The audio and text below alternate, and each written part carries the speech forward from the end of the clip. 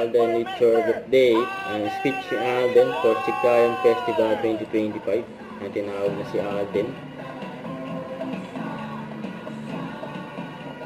Hello, magandang umaga po. Hello, Santa Rosa.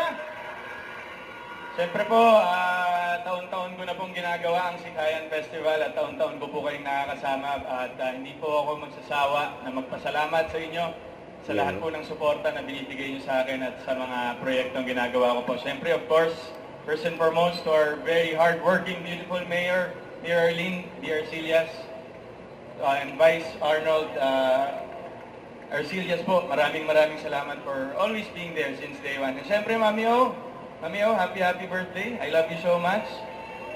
And maraming salamat po sa patuloy na pagsuporta sa ating Sikayan Festival taon-taon. Napakalaking bagay po nito para sa ating syudad na naipapakita po natin sa buong Pilipinas ang pagkakaisa ng mga mamamayan po ng ating lungsod. So muli po, bumabati po ako ng isang magandang umaga.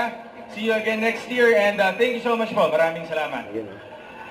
Thank you very much, Mr. Alden Richards. Correct. Palakpakan natin, of course, our very own pride, Alden Richards. Siyempre, successful din ang katatapos lamang na pelikula na talaga nagpakilig sa sambayan ng Pilipino at talagang top grossing.